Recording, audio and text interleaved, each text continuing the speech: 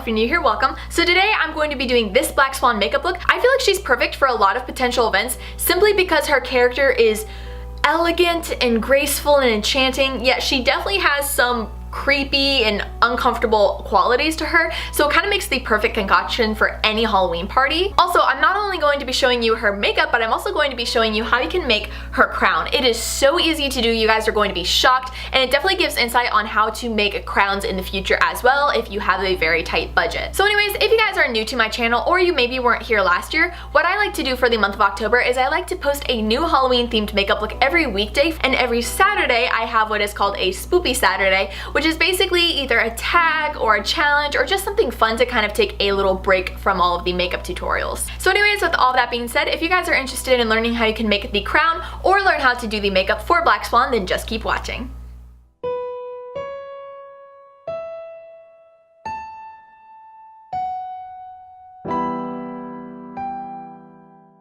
Hey guys, so to start off we're going to be making the crown, so you're just going to need either some wax paper or foil, a hot glue gun and some glue, a cheap crown that you don't mind destroying, some rhinestones, rhinestone grabbers, some super glue, some wire cutters, some black glossy spray paint, some black acrylic paint, some metallic gray paint, and a pencil. My pencil! You're going to start off by ripping off some of the little shafts, I guess I should say, for lack of a better word, and just discarding them, throwing them off to the side, and also making sure to take off the rhinestones as well. Next, we're going to be measuring the length of the crown, or the circumference, I guess. So you're going to be marking one end of the edge of the crown, slowly rolling it along the wax paper, and then marking the other side as well with a line. That is going to be the length of the crown and what we are going to be filling in with our hot glue design. So basically I just pulled up a reference photo of the crown, and I'm going to start off by creating a long line with the glue gun, just making sure that we can have that base so we can work off of that before starting onto the design. So basically you're just making a bunch of flame-like designs with the hot glue, and then from there you can add a few little details that you see fit. For example, I liked to add a few swirls here and there and definitely layer it up just to give it more dimension and make it look more three-dimensional and have more depth. Once that is finished, it is going to just look like this, and it should just easily peel off for you. We're going to set that aside and quickly move back over to the crown base. So basically I'm going to be taking this wire cutter and I'm going to be cutting off little pieces of the crown because I knew that we were going to be hot gluing this onto the crown, so you obviously want to have a few of those longer areas lifted so that you can attach the top of the crown to that so it has some support in the back. But the other thing is I understand that you're going to be spray painting it, so if you don't want to cut it off, that is completely fine because it's all going to turn black anyways. We're then going to be taking our hot glue gun and applying some hot glue onto the base of the crown before moving on to our design and starting from the middle, lining it up, pressing it into that hot glue before attaching it on the edges just to make sure that it is fully centered, and you can cut off if you have any excess. I didn't because that's what measuring was for. I'm then going to be applying some hot glue onto the bottom of the crown to help blend the crown base and the crown design together so that it is fully attached and that it just looks nicer in case someone were to look at you from below and they're like, hey, there's a hole, and I'm like, no, there's not. And this is how your crown should look before we move on to adding color and spray painting it. We're then going to be taking it outside for this step because you should always spray paint in a well-ventilated area, and what is better ventilated than the outdoor nature scenery? So we're just going to be spraying our black glossy spray paint all over the crown. I believe in the intro the bottle I have is semi-gloss, but that is because I actually used up the last of my black spray paint for 2 of these projects, and the only one I had to show you guys was semi-gloss, so just keep in mind you want glossy unless you want this to look a little bit more matte. I personally loved the way the glossy looked because I felt like it just catched the light better. Once you've let that set out to dry, this is how your crown should look. Now, I'm so sorry, but my camera actually did not record one of the steps I did after this, and that was taking my metallic silver paint and dry brushing that over top of the crown. Basically what dry brushing is when you take a chip brush or a painter's brush and you just lightly apply a thin coat over the very highest points of a surface. So in this case, the crown, when we added extra layers on top of the crown, it would only catch the very top layers and not the areas more hidden in the back, so that there's gonna be some dimension. And then I even added a little bit of black acrylic paint over top as well, and this just really helped add more detail and design to the crown. Moving on to the next step, we're going to be using our little rhinestone grabbers, and we're going to be attaching a few iridescent rhinestones in random areas of the crown. I only applied, I believe it was like 5, because I didn't want it to take away too much from the entire crown, but if you do look at reference photos, she does seem to have a few stones in there, so I just wanted to add that nice reflective surface to this.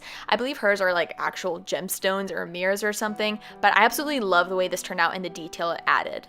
And that is the completed Black Swan crown. I really hope you guys like it. I love it so much just because it was so easy to do and it looks amazing. It literally looks like hers in the movie, and I think that's my favorite part, is it was cheap and easy to do. Next, we're moving on to the makeup. I'm going to start off by taking my Buckle Bunny Beauty Fringe Benefit Primer and applying that all over my face before taking my NYX Total Control Foundation and a wet beauty blender and just applying that all over my face as well. Now, we are going to be going in with white as well, but the reason I want to do this is I didn't want it to be exactly like Natalie Portman. What I loved the idea of was having a gradient from light to dark. So have the white at the top of my forehead and start to blend down to a pale foundation color around the area that my nose ends and the cheek area, just because I love that soft gradient, because I feel like it makes the white pop a little bit more. Speaking of the white, I'm going to be taking my Ben Nye Cream Foundation in white and just starting that up at the top of my forehead and bringing it down to my cheekbones and kind of stopping it there before lightly blending that out with the damp beauty blender.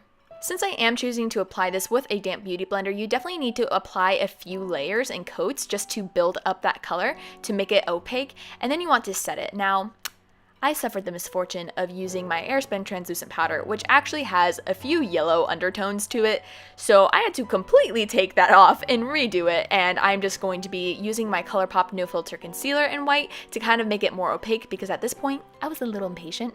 And then we're actually going to be setting it with our Tarte setting powder. I personally prefer this because it is completely translucent and perfect for using for your foundation instead of, you know, a yellow cast, which is going to screw you over. We're also going to be applying a little bit of our concealer onto our chest as well. I don't want this to be as white as the forehead area, but I definitely want to look more pale than I am and kind of blend it in with the lower half of my face's foundation.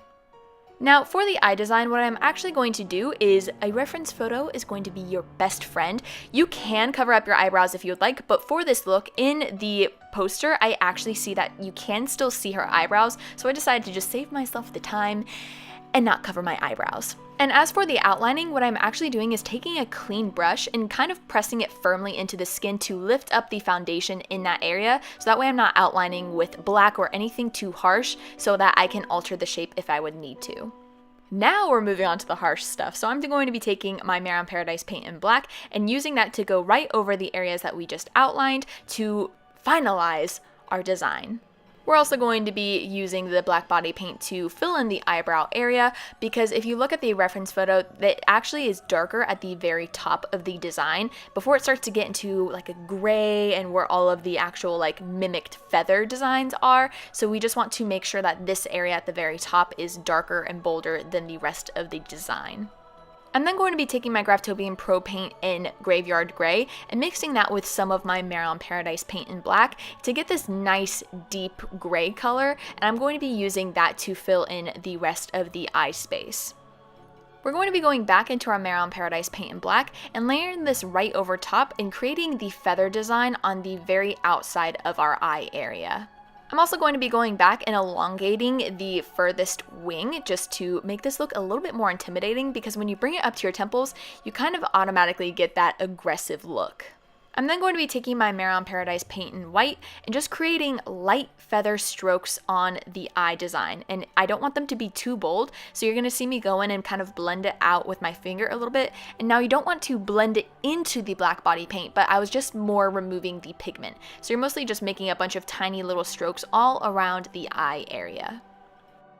I'm then going to be taking my Madalyn Paradise paint in light blue and applying these strokes in the same fashion as we did the white. Now, if you actually look at the show poster for the movie, you actually see a little bit of blue in the eye look. You will see some teal, some light blue, some white, some black. It is definitely a bunch of very subtle colors, but they blend together beautifully. And so speaking of colors, we're going to be going on to our Madalyn Paradise paint in teal and just adding a little bit of this to really help bring out that blue look.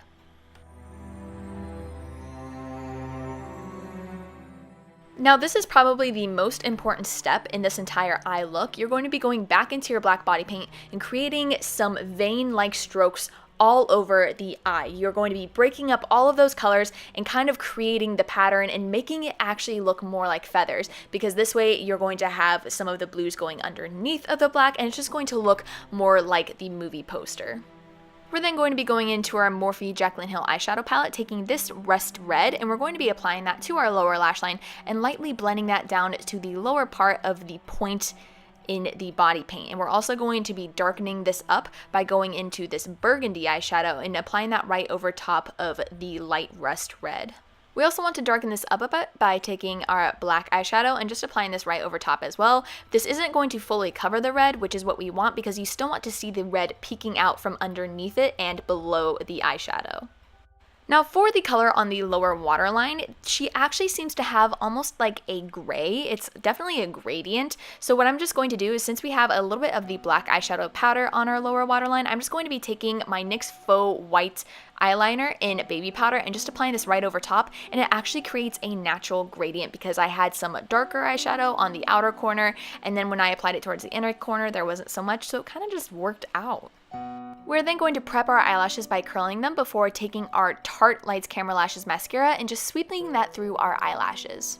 For my false eyelashes, I'm just going to be taking my Sugar Pill eyelashes in Spark and just applying that to my upper lash line.